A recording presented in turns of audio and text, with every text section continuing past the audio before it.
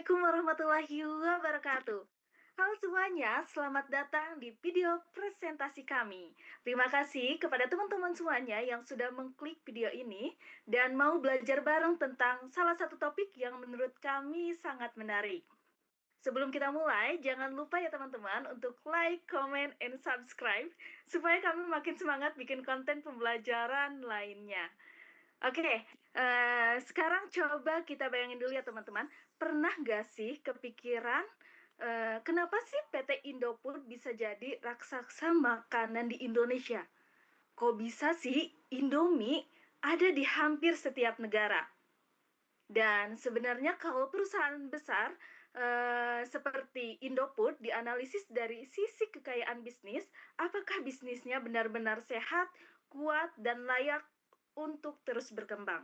Nah, di video ini kita bakal kumpas tuntas semuanya, mulai dari lingkungan makro internal sampai manajemen pemasaran, SDM, dan keuangannya.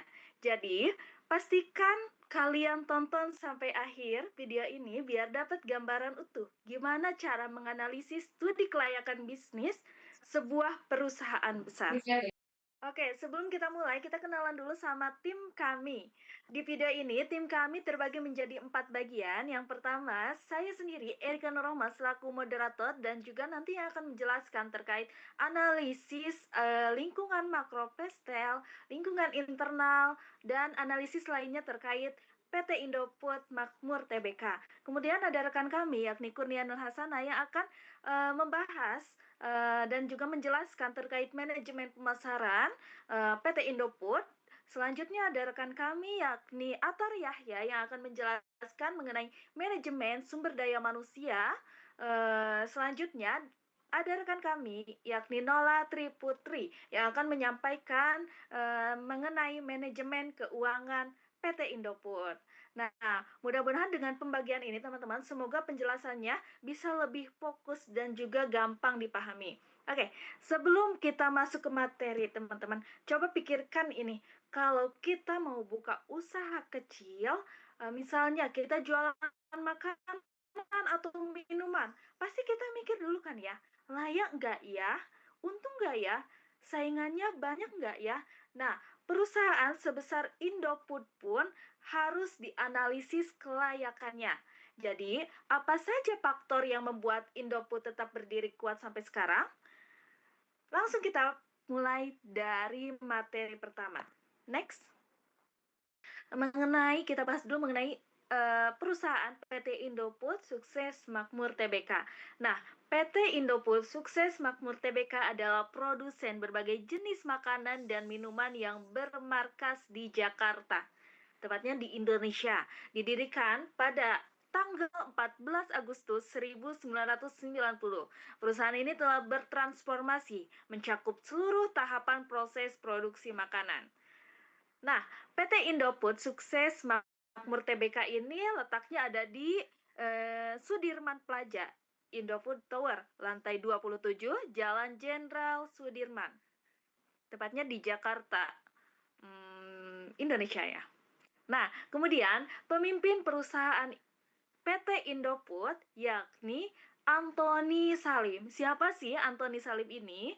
Beliau merupakan pemimpin Salim Group, yang mana beliau adalah sebuah konglomerat di Indonesia yang memiliki berbagai perusahaan di berbagai sektor seperti makanan dan minuman, kemudian retail, perbankan, energi, dan pertambangan. Beberapa perusahaan utama yang terafiliasi dengannya adalah Indofood Sukses Makmur, kemudian Bogasari, kemudian Indo Retail, kemudian Bank Ina, dan Aman Mineral. Itu dia beberapa perusahaan yang dimiliki oleh Antoni Salim. Jadi Antoni Salim ini tuh merupakan kalau nggak salah ya teman-teman, orang terkaya ketiga di Indonesia.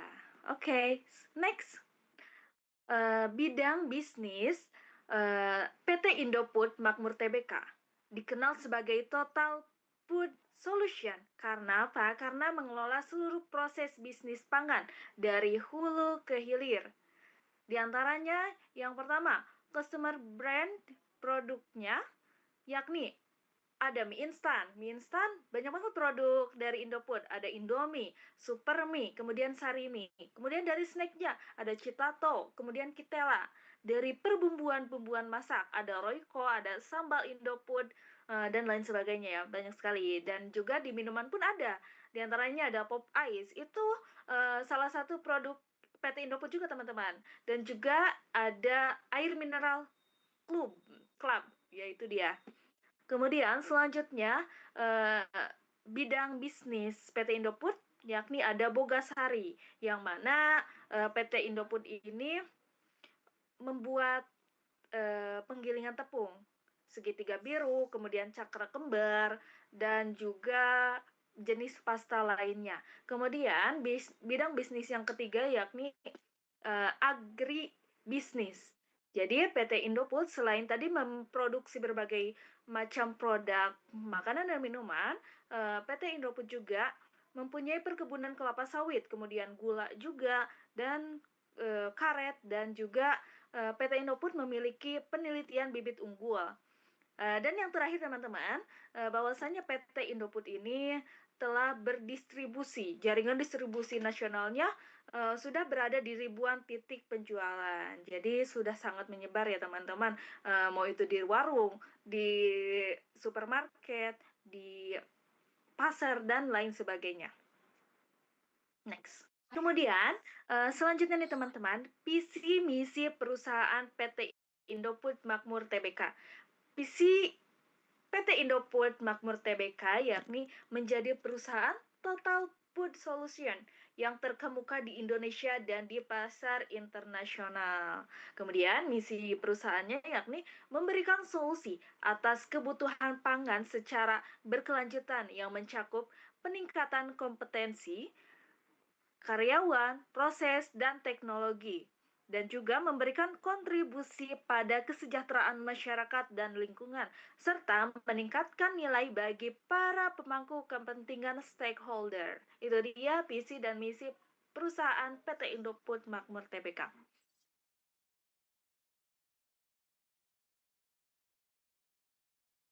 Next, teman-teman. Selanjutnya mari kita analisis perusahaan PT Indofood Makmur Tbk menggunakan analisis pastel. Yang pertama, politik.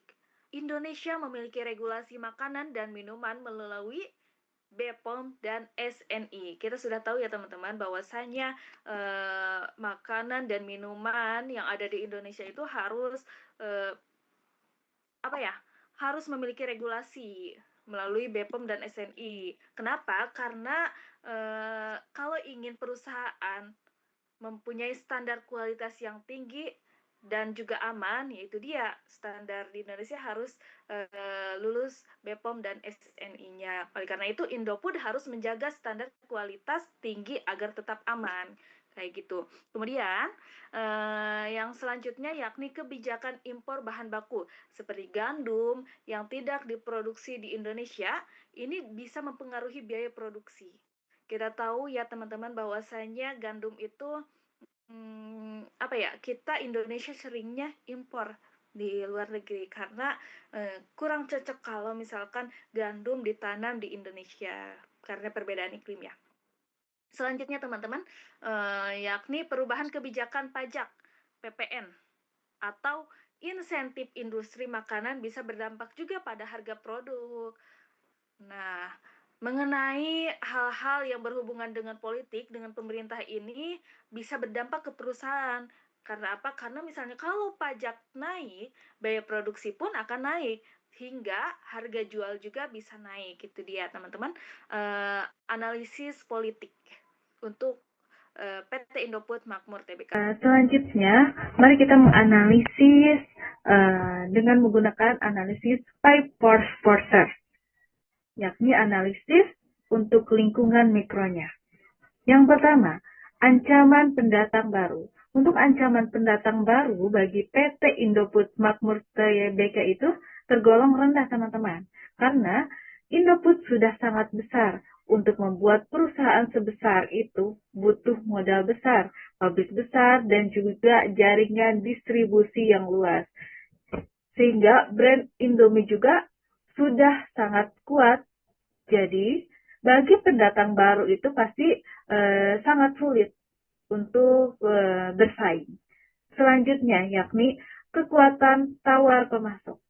Untuk kekuatan tawar pemasok bagi PT Indofood Makmur Tbk itu tergolong sedang ke rendah.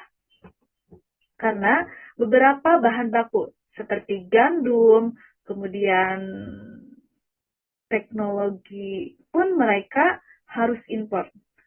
Jadi, pemasok luar negeri bisa mempengaruhi harga. Akan tetapi teman-teman, PT Indofood punya kebun sawit sendiri dan membeli bahan dalam jumlah yang besar, sehingga mereka tetap bisa dapat harga yang bagus.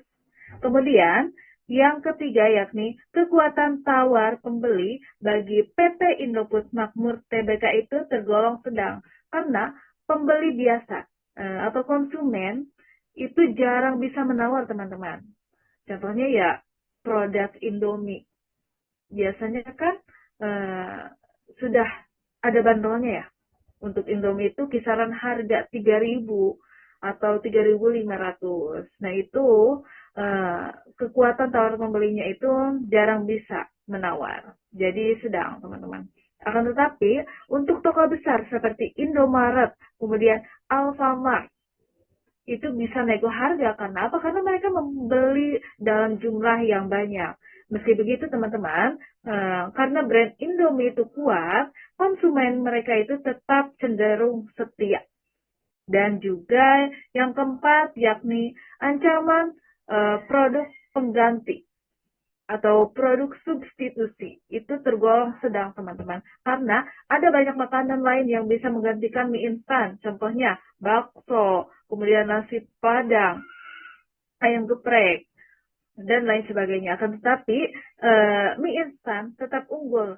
Karena apa? Karena dalam pengelolaannya pun cepat. Mie instan kan cepat ya untuk dikonsumsi, untuk dipasak. Kemudian murah juga dan juga rasanya cocok untuk kita orang Indonesia. Rasanya itu kan banyak-banyak beragam rasa Nusantara.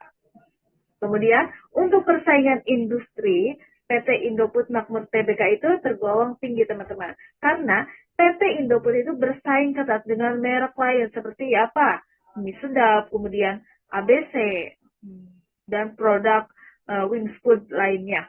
Nah, semua berlomba buat rasa baru, kemudian harga yang terbaik. Akan tetapi teman-teman, PT Indofood itu tetap memimpin karena inovasinya cepat dan juga brandnya pun kuat.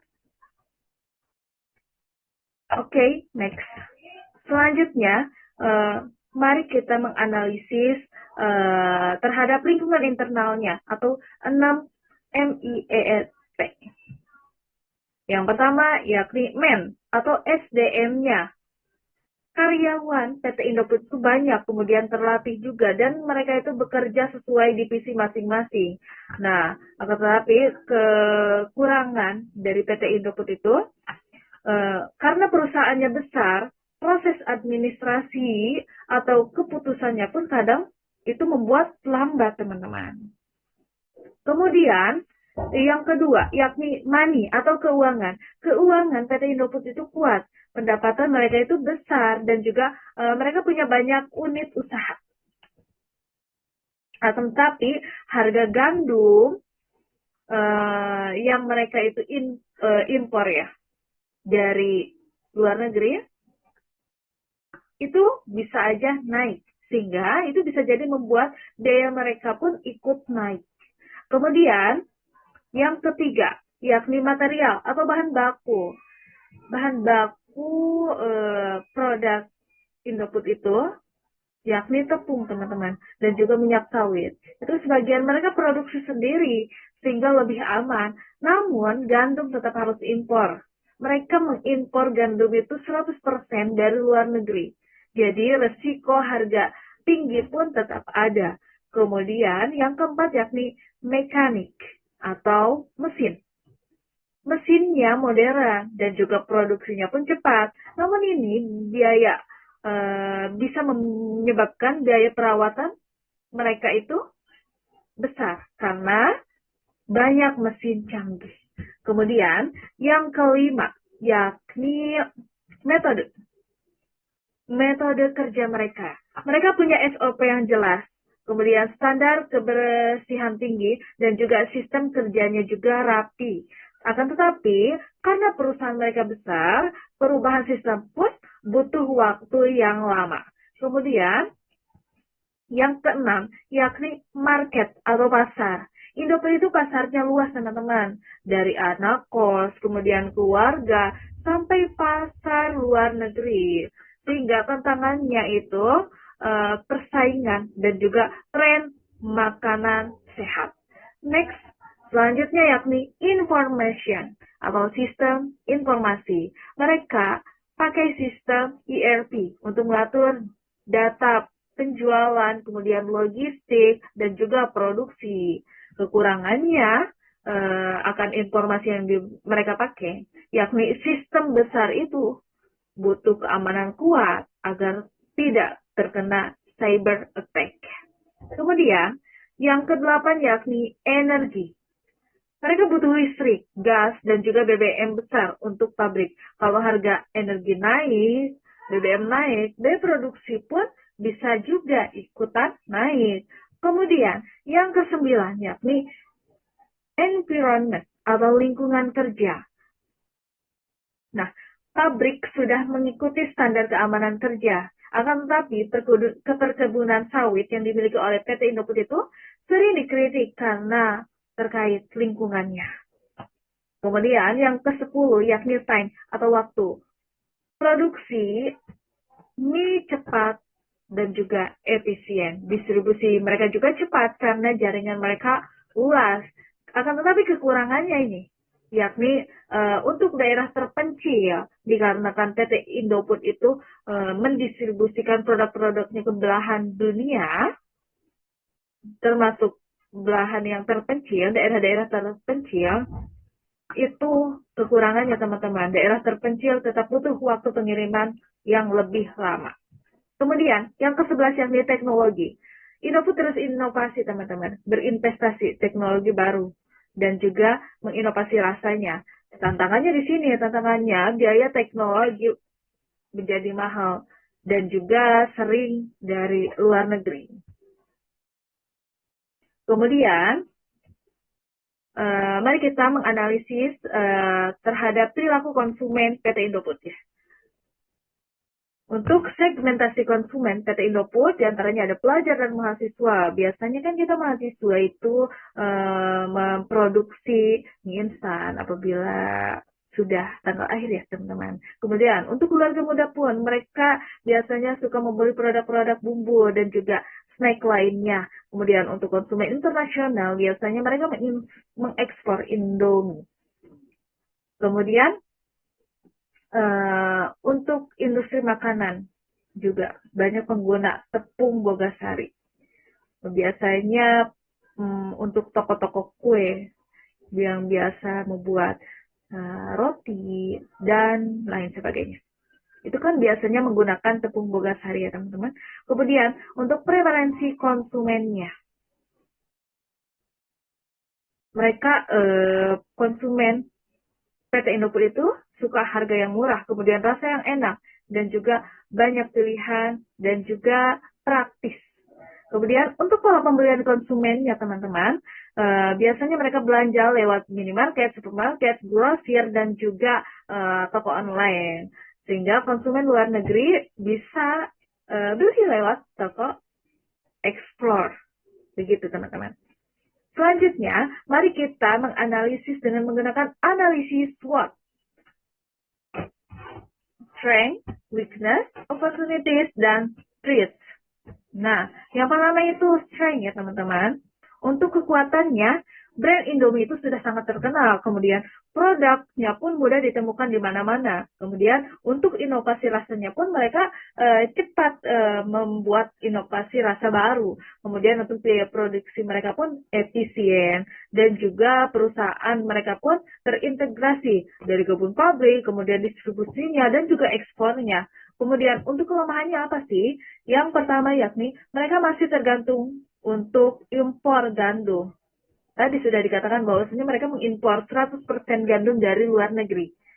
Kemudian untuk produk mie itu dianggap kurang sehat, itu bisa menjadi kelemahan bagi PT Indofood ya teman-teman. Kemudian isu lingkungan terkait perkebunan sawit itu juga termasuk kelemahannya. Kemudian struktur perusahaan besar karena mereka eh, sudah besar perusahaannya, itu bisa membuat birokrasi pun rumit, teman-teman. Kemudian peluangnya apa, opportunitiesnya apa? Yang pertama, permintaan mie instan, teman-teman.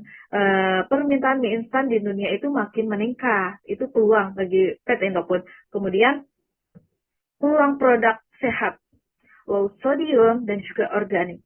Kemudian ekspansi ke negara pun berkembang. Kemudian ekspansi ke negara asing, e-commerce memudahkan penjualan, kerjasama dengan UMKM kuliner atau bahan baku Indomie.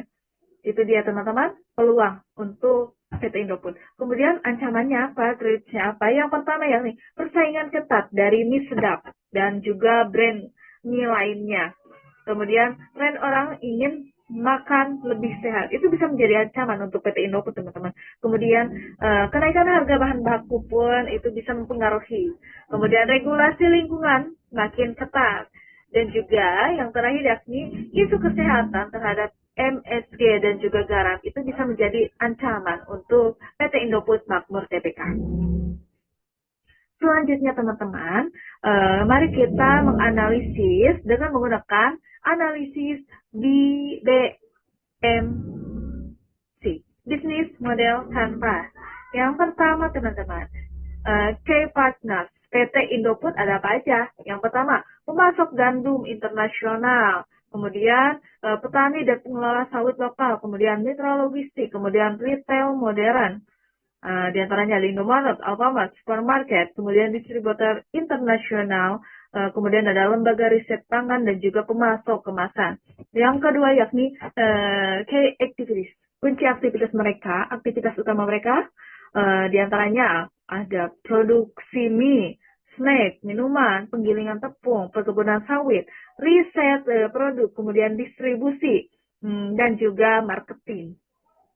Selanjutnya, yakni yang ketiga, key resource atau sumber daya utamanya apa aja? Di antaranya ada pabrik modern, mesin, perkebunan, kemudian brand kuat seperti Indomie, Citato, Reiko, SDM, dan modal besar lainnya.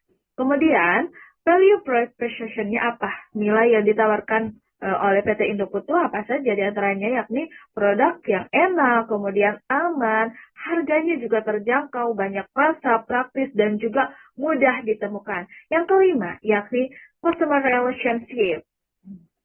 Mereka menjaga loyalitas pelanggan, layanan pelanggan, kemudian komunitas pencinta Indomie, dan juga aktivitas digital marketing.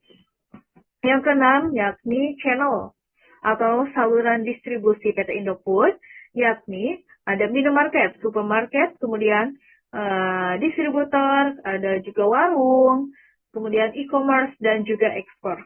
Yang ketujuh, customer segment atau segmen konsumennya. Di antaranya ada siapa saja? Pertama, pelajar, kemudian keluarga-keluarga, kemudian konsumen global, kemudian industri kuliner, dan juga konsumen premium.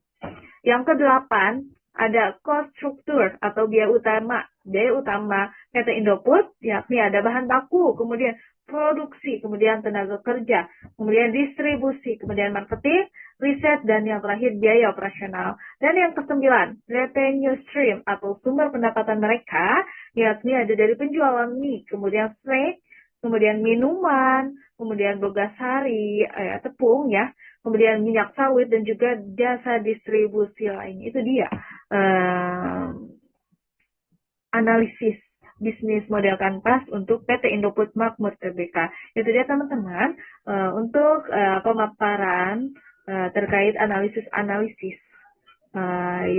untuk PT Indofood Makmur Tbk.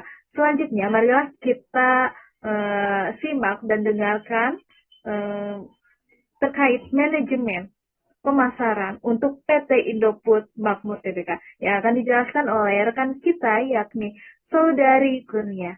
Untuk waktu dan tempat, saya persilahkan.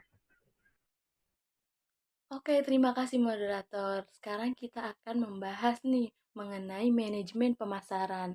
Apa sih manajemen pemasaran? Langsung aja kita bahas satu persatu. Pertama itu mengenai segmentasi. Segmentasi digunakan untuk memahami secara lebih mendalam mengenai sasaran konsumen serta arah strategi pemasaran perusahaan. Berdasarkan hal tersebut, berikut analisis segmentasi pasar PT Indofood Sukses Makmur Tbk. Yang pertama ada segmentasi demografis berdasarkan karakteristik penduduk, yaitu usia, seperti usia anak-anak. Produk yang disajikan ya adalah produk seperti snack. Kemudian remaja hingga dewasa, produk yang dijual seperti mie instan dan minuman. Usia dewasa yang telah berkeluarga, ada produk seperti tepung terigu dan bumbu. Selanjutnya segmentasi melalui pendapatan. Pendapatan itu tersedia untuk menengah ke bawah dengan harga produk yang terjangkau dan menengah ke atas dengan menyajikan produk yang premium. Kemudian pekerjaan. Pekerjaan menjadi target seperti pelajar, mahasiswa, pekerja kantoran, hingga ibu rumah tangga. Selanjutnya ada segmentasi geografi. Segmentasi geografis ini berdasarkan lokasi, seperti lokasi domestik, yaitu menjangkau seluruh Indonesia, mulai dari perkantoran hingga pedesaan. Yang kedua adalah lokasi internasional, ekspor ke negara Asia, Timur Tengah, Eropa, dan Amerika. Dan lokasi iklim, produk yang stabil disimpan di berbagai kondisi cocok untuk daerah tropis maupun subtropis.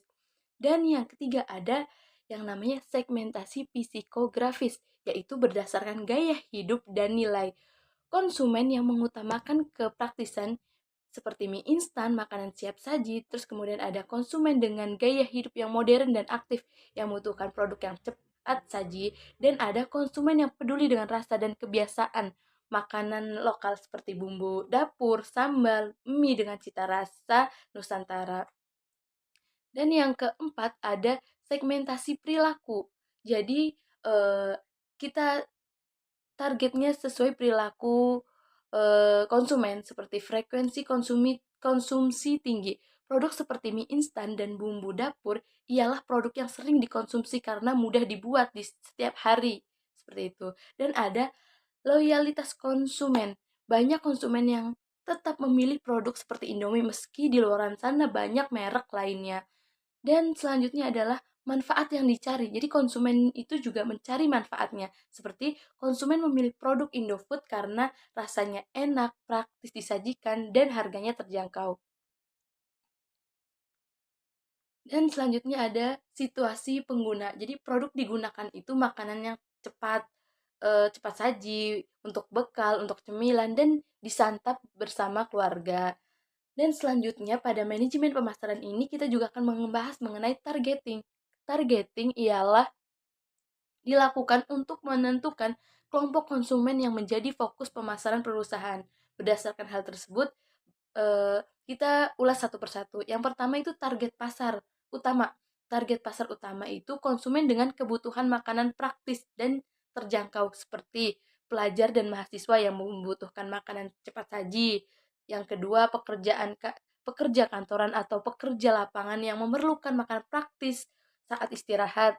Dan yang ketiga, keluarga menengah ke bawah hingga menengah ke atas yang mencari produk yang ekonomis tapi berkualitas tinggi. Dan target selanjutnya adalah target pasar keluarga atau household market. Kelompok keluarga yang membutuhkan bahan makanan sehari-hari seperti ibu rumah tangga yang memasak untuk keluarganya, kemudian ada keluarga yang membutuhkan produk serbaguna dan mudah diolah. Dan target selanjutnya itu adalah target pasar modern dan aktif, yaitu konsumen yang memiliki mobilitas tinggi dan menggunakan kepraktisan. Jadi mereka menginginkan gaya hidup cepat, membutuhkan makanan siap saji, tetapi tetap enak dan aman dikonsumsi. Dan yang terakhir, target yang terakhir yaitu target pasar global. Konsumen internasional yang menyukai mie instan rasanya khas Indonesia, seperti pasar Timur Tengah, Afrika, hingga Eropa yang sudah mengenal Indomie. Kemudian ada konsumen yang mencari rasa unik khas Nusantara. Next, selanjutnya kita akan membahas mengenai positioning. Apa sih positioning? Jadi positioning itu dilakukan untuk mengetahui bagaimana perusahaan ingin dipersepsikan oleh konsumennya di pasar. Seperti satu, sebagai produsen makanan praktis dan terjangkau. Indofood itu memposisikan dirinya sebagai perusahaan yang menyediakan makanan yang mudah disiapkan, cepat dikonsumsi, dan memiliki harga yang dapat dijangkau oleh seluruh lapisan masyarakat. Yang kedua itu memposisikan sebagai merek dengan cita rasa khas Indonesia. Seperti produk Indofood, terutama Indomie, diposisikan sebagai makanan dengan rasa yang sesuai selera Nusantara, sehingga mudah diterima oleh konsumen lokal maupun mancanegara. Yang ketiga, sebagai merek yang andal dan berkualitas, Indofood membangun citra sebagai produsennya dengan standar kualitas tinggi, aman, dan dapat dipercaya untuk kebutuhan konsumsi sehari-hari keluarga Indonesia. Dan yang keempat adalah sebagai pimpinan pasar FMCG di Indonesia. Jadi Indofood itu diposisikan sebagai perusahaan makanan terbesar dengan jaringan distribusi luas, inovasi produk berkelanjutan, dan daya saing kuat di pasar domestik maupun global. Next, kita akan membahas apa lagi? Kita akan membahas mengenai diferensiasi. Jadi diferensiasi itu dilakukan untuk mengidentifikasi keunggulan yang membedakan perusahaan dari perusahaan Indofood ini dengan perusahaan pesaing. Seperti Indofood, PT Indofood ini cita rasa lokal yang kuat. Jadi Indofood itu membedakan dirinya melalui produk yang memiliki rasa khas Indonesia seperti mie instan rendang, soto, ayam geprek, hingga sambal bawang, sehingga sangat relevan dengan preferensi konsumen lokal. Terus yang kedua itu perbedaan yang kedua yaitu harganya terjangkau dengan kualitas yang konsisten. Produk Indofood menawarkan kombinasi harga yang ekonomis dan kualitasnya stabil, menjadikan pilihan utama berbagai kalangan, terutama kelas menengah ke bawah. Yang selanjutnya itu jaringan distribusi yang luas. Jadi teman-teman, Indofood ini memiliki salah satu distribusi terbesar di Indonesia, memungkinkan produknya mudah ditemukan di kota besar hingga daerah pelosok. Dan selanjutnya itu portofolio produk yang beragam. Indofood ini tidak hanya unggul pada mie instan saja teman-teman, tetapi juga pada snack, bumbu dapur, tepung terigu, makanan bayi, minuman, dan produk lainnya. Sehingga mampu memenuhi kebutuhan pangan keluarga secara menyeluruh. Dan yang terakhir itu reputasi merek yang sangat kuat dan terpercaya. Indomie dan produk-produk Indofood lainnya telah menjadi merek yang melekat di masyarakat, bahkan dikenal secara internasional khususnya di Asia dan Afrika. Dan kita bahas mengenai bauran pemasaran atau 7P. Jadi teman-teman, analisis bauran pemasaran atau 7P dilakukan untuk memahami strategi perusahaan dalam menciptakan nilai dan memenuhi kebutuhan konsumen melalui berbagai elemen pemasaran. Jadi kita bahas yang pertama dulu. P yang pertama itu produk. Indofood menawarkan beragam produk kebutuhan pangan seperti mie instan, tepung terigu, bumbu dapur, makanan ringan, dan lainnya. Produk dikembangkan dengan cita rasa khas Indonesia dan kualitas konsisten. P yang kedua, price atau harga. Strategi harga dibuat terjangkau untuk semua kalangan, terutama kelas menengah ke bawah. Namun Indofood juga menyediakan varian premium untuk konsumen yang menengah ke atas. Penempatan harga mengikuti prinsip dan value for money. P yang ketiga yaitu distribusi. Indofood memiliki jaringan distribusi terbesar di Indonesia. Produk tersedia di supermarket, minimarket, toko kelontong, warung, dan platform e-commerce lainnya. Yang P keempat yaitu promosi. Promosi dilakukan melalui iklan TV, media digital, billboards, sponsorship, influencer, dan lainnya. Nah, Indofood juga aktif dalam kampanye sosial untuk memperkuat citra dan brandnya sendiri. P yang kelima yaitu people atau sumber daya manusia. Indofood berfokus pada tenaga kerja yang kompeten dalam produksi, distribusi, hingga pemasaran. Karyawan dilatih menjaga kualitas produk, layanan, dan inovasi berkelanjutan. Dan P yang selanjutnya itu adalah proses. Proses ini didukung teknologi modern dan standar keamanan pangan yang ketat. Sistem distribusi yang efisien memastikan produk tetap berkualitas saat sampai ke konsumen. Proses inovasi dilakukan rutin untuk menyesuaikan selera pasar. Dan P yang terakhir atau P yang ketujuh ini adalah physical advance atau bukti fisik. Kemasan produk dirancang menarik, higienis, dan mudah dikenal. Kehadiran merek Indofood di berbagai media, rak toko, atau outlet retail menjadi bukti fisik yang memperkuat kepercayaan konsumen. Selanjutnya kita akan membahas apa lagi? Kita akan membahas mengenai analisis kompetitor. Jadi Indofood itu juga memiliki berbagai kompetitor ya. Kita akan ulas satu persatu. Kompetitor yang pertama adalah PT Wings Food. Jadi produk bersaing seperti mie sedap, Top Coffee, Floridina, dan Power F. Kekuatannya sebagai berikut, bahwa kekuatannya itu citra rasanya kuat dan inovatif pada mie sedap, harganya kompetitif, distribusikan kuat di retail tradisional. Kelemahannya itu variasi produk tidak seluas Indofood seperti itu, dan brand global belum sekuat Indomie. Dan kompetitor selanjutnya itu Mayora Indah. Mayora Indah itu memiliki kekuatan seperti brand internasionalnya kuat pada berbagai kategori, inovasi dalam produk, minuman, dan snack. Kemudian ada kelemahannya nih, seperti tidak memiliki segmen sebesar mie instan yang dikuasai Indofood, dan distribusi makanan pokok tidak sekuat Indofood. Selanjutnya, Garuda Food. Garuda Food ini juga sebagai kompetitor dari Indofood, seperti kekuatannya yaitu mereka unggul pada kategori snack dan minuman.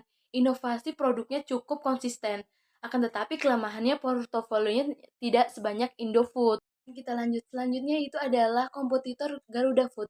Jadi Garuda Food itu memiliki kekuatan seperti unggul pada kategori snack dan minuman, inovasi produknya cukup konsisten, akan tetapi memiliki kelemahan bahwa portofolionya tidak sebanyak Indofood dan kurang unggul dalam kategori makanan pokok. Dan kompetitor selanjutnya adalah Unilever Indonesia. Mereka memiliki kekuatannya brand global dan kepercayaan konsumen tinggi pada Unilever ini, dan distribusinya luas dan promosinya kuat. Akan tetapi memiliki kelemahan juga seperti harganya relatif lebih tinggi, tidak masuk ke kategori mie instan dan tepung terigu secara besar. Oke, itu mungkin kompetitornya ya. Dan kita akan bahas lagi nih mengenai perilaku konsumen dari para konsumen Indofood. Jadi, perilaku konsumen Indofood ini umumnya dipengaruhi oleh kebutuhan akan makanan yang praktis, cepat, dan terjangkau. Banyak konsumen yang terutama pelajar, mahasiswa, pekerja, dan keluarga memilih produk Indofood seperti mie instan, bumbu dapur, atau makanan ringan karena kemudahan penyajian dan rasanya yang sesuai dengan selera lokal. Kemudian konsumen menunjukkan frekuensi konsumsi yang tinggi pada produk tertentu, khususnya Indomie, sehingga menciptakan loyalitas merek yang kuat. Selain itu, konsumen cenderung mencari manfaat seperti rasanya enak, harganya yang bersahabat, dan ketersediaan produk yang mudah ditemukan. Produk Indofood juga digunakan dalam berbagai situasi konsumsi, seperti makanan cepat untuk bekal, untuk cemilan, dan hidangan keluarga sehari-hari, sehingga menjadikan pilihan yang fleksibel bagi berbagai segmen masyarakat. Oke teman-teman, mungkin cukup sekian pembahasan mengenai manajemen pemasaran, dan saya kembalikan kepada moderator. Oke, terima kasih kepada Saudari Kurnia atas penyampaiannya. Selanjutnya, marilah kita simak juga untuk manajemen SDM PT Indofood Makmur Tbk yang akan dijelaskan oleh rekan kita yakni Atar Yahya. Untuk waktu dan tempat, saya persilahkan. Baik, terima kasih kepada moderator yang telah memberikan saya waktu untuk menjelaskan tentang manajemen sumber daya manusia. Langsung masuk ke pembahasan yang pertama, yaitu pengelompokan organisasi. PT Indofood adalah perusahaan besar di sektor makanan olahan dengan unit bisnis yang teridentifikasi. Pengelompokan organisasinya bersifat divisional dan terbagi ke dalam berbagai grup strategis bisnis, seperti Indofood CBP untuk konsumen bermerek, Bogasari untuk tepung terigu, agribisnis, dan distribusi. Next. Nah, selanjutnya itu struktur organisasi. Struktur organisasi PT Indofood terdiri dari beberapa bagian utama, yaitu manajer umum, produksi, mutu, keuangan, pemasaran, teknik, dan manajer personalia. Setiap bagian memiliki tugas dan tanggung jawab khusus sesuai fungsinya untuk mencapai tujuan perusahaan. Misalnya, manajer pabrik bertanggung jawab mengatur dan mengawasi proses produksi agar berjalan lancar. Sementara manajer personalia fokus pada perencanaan dan pengendalian kegiatan kepersonaliaan, termasuk hubungan industrial dan administrasi pegawai. Next, pembahasan ketiga yaitu analisis pekerjaan dan jabatan. Setiap jabatan di PT Indofood memiliki uraian tugas yang jelas dan terstruktur, seperti manajer keuangan yang mengelola perencanaan budget dan distribusi, dan supervisor yang mendukung fungsi produksi, mutu, administrasi, dan hubungan industri. Dengan perincian tugas ini, perusahaan dapat memastikan bahwa setiap fungsi berjalan efektif dan beban kerja dapat diatur dengan baik. Next.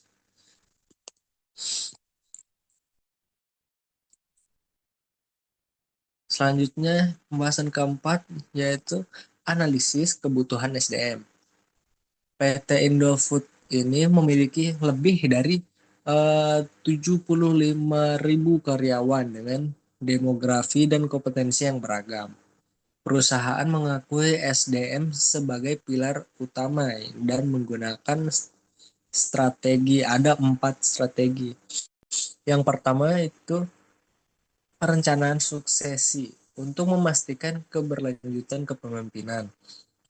Yang kedua, pengembangan SDM melalui pelatihan bulanan dengan metode on the job training dan off the job training untuk meningkatkan kompetensi dan kinerja.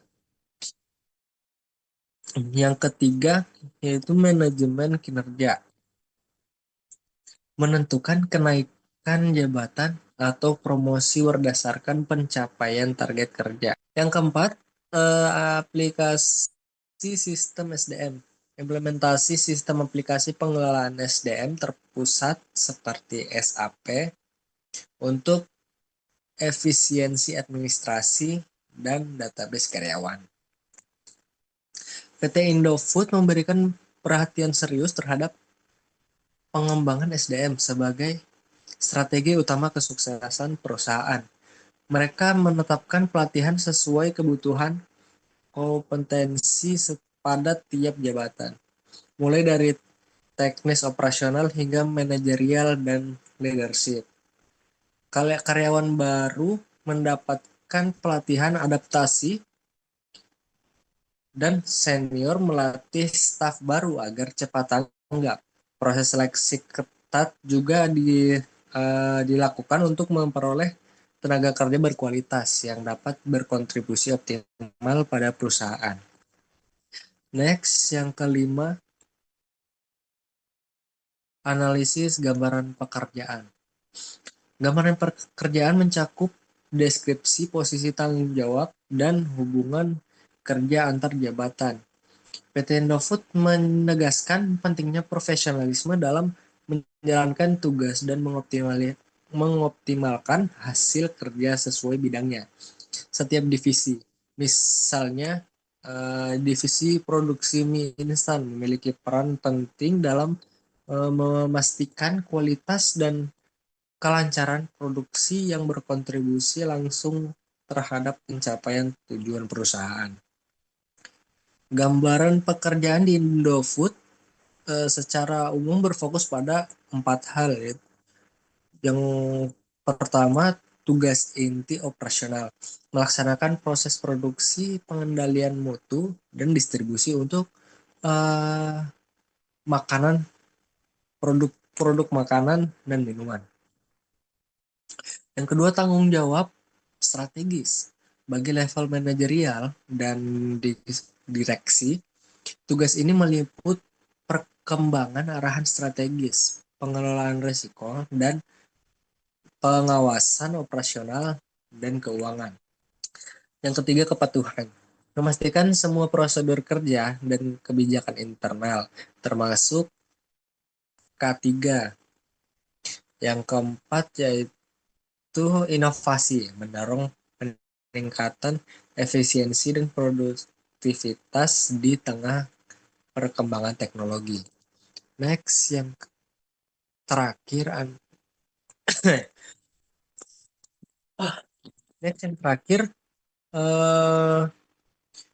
analisis keselamatan kerja. PT Indofood, khususnya divisi CBP, menetapkan K3 sebagai aspek penting dan menetapkan sistem manajemen keselamatan dan kesehatan kerja atau SMK3 sesuai dengan peraturan perundang-undangan, misalnya PP nomor 50 tahun 2012.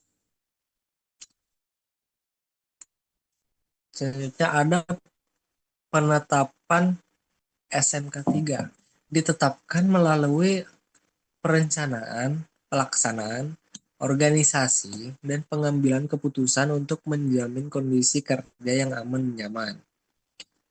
Selanjutnya, program K3 mencakup pelatihan K3 tahunan dan penyuluhan harian, pemasangan tanda peringatan dan kampanye visual, inspeksi rutin dan analisis biaya kerja, penyediaan APD atau alat pelindung diri, dan penyediaan APD atau alat pelindung diri dan peralatan pengamanan mesin. Yang terakhir pembentukan organisasi P23K atau Panitia Pembina Keselamatan dan Kesehatan Kerja yang berfungsi untuk mengawasi pelaksanaan K3. Meskipun penerapan SMK3 umumnya dinilai baik, terdapat tantangan seperti kurangnya kesadaran pengguna alat pelindungan diri ini atau APD dan pengawasan yang ketat dari pihak terkait. Kasus kecelakaan kerja tercatat selama beberapa tahun. Dengan langkah perbaikan fokus pada peningkatan pemahaman dan pelaksanaan SMK3 demi menekan risiko kecelakaan dan menciptakan lingkungan kerja yang aman.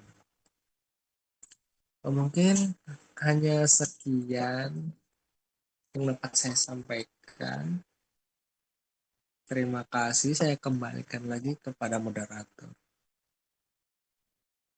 Oke, terima kasih banyak Saudari Atar Saudara Atar atas penyampaiannya.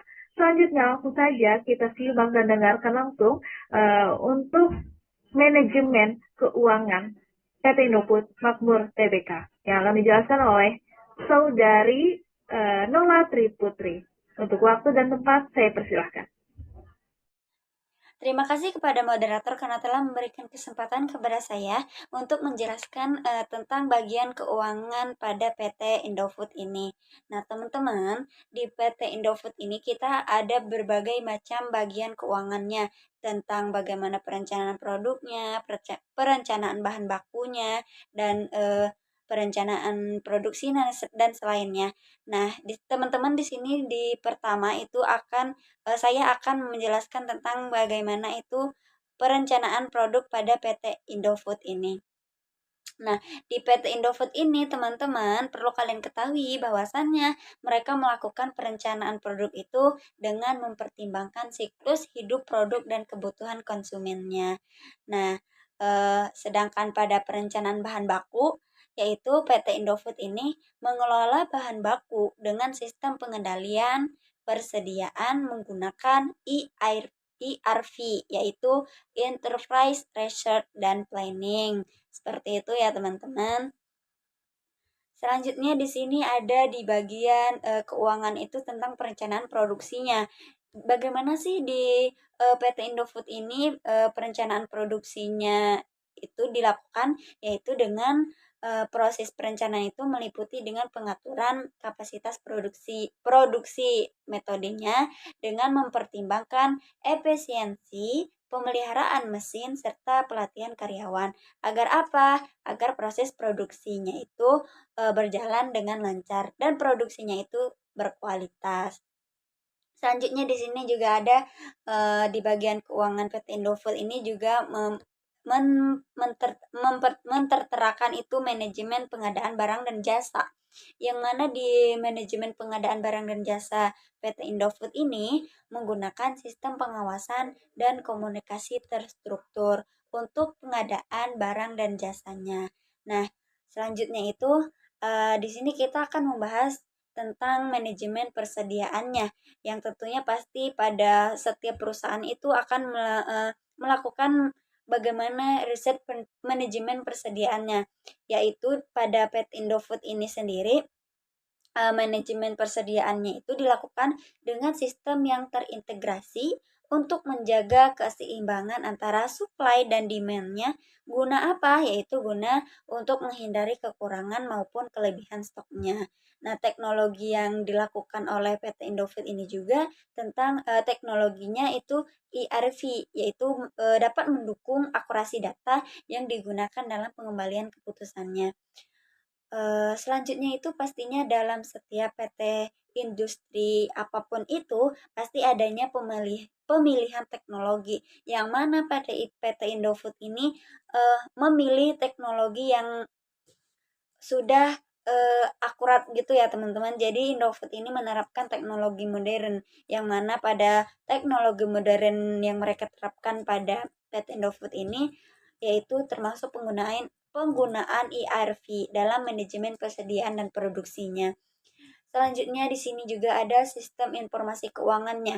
Nah, di sini juga sistem informasi keuangan itu sangat dibutuhkan ya teman-teman untuk setiap perusahaan-perusahaan industri maupun PT-PT besar gitu. Jadi sistem informasi keuangan itu untuk sangat penting untuk laporan keuangannya. Di PT Indofood ini sendiri juga sistem informasi keuangannya itu mencakup pengelolaan keuangan, pengendalian biaya, dan perekaman secara akurat. Untuk apa? Untuk mendukung keputusan investasi dan operasional perusahaan.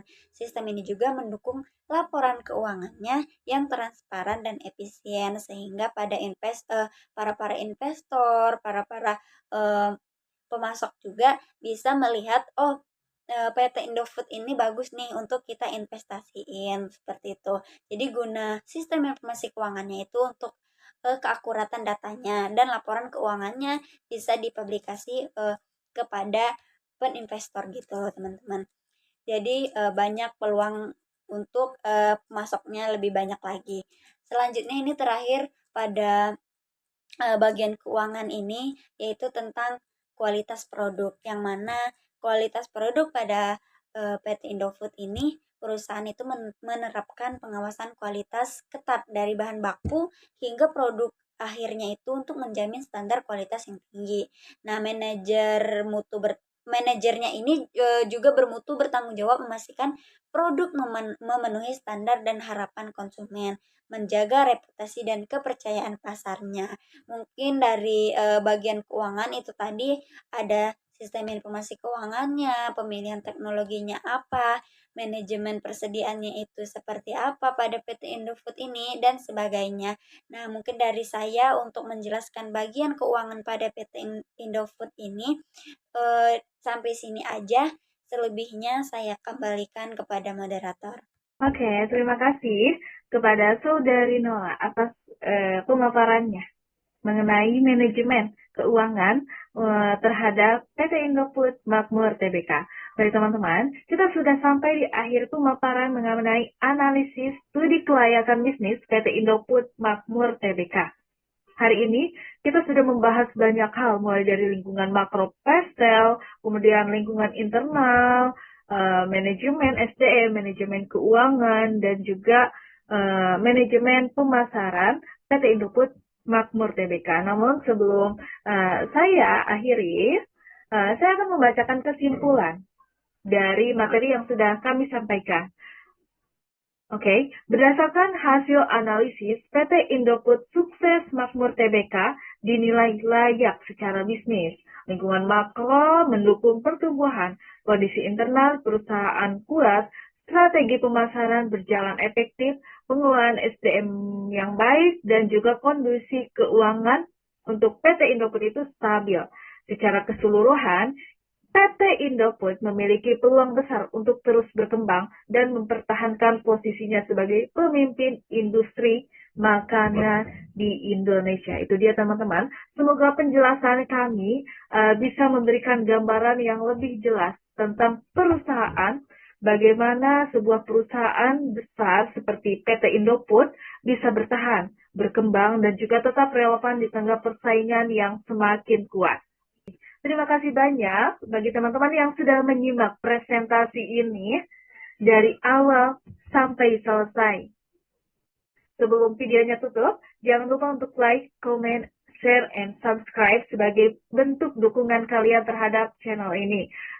Biar kami semakin semangat buat upload konten-konten edukatif berikutnya. Kalau teman-teman punya saran, kritik, atau materi lain yang ingin dibahas, langsung tulis saja di kolom komentar. Akhir kata dari saya, Erika Nurma selaku moderator untuk materi kali ini, dan juga rekan kami, yakni Kurnia, Atar, dan juga Nola, pamit undur diri. Sampai jumpa di video selanjutnya. Wassalamualaikum warahmatullahi wabarakatuh. Bye-bye.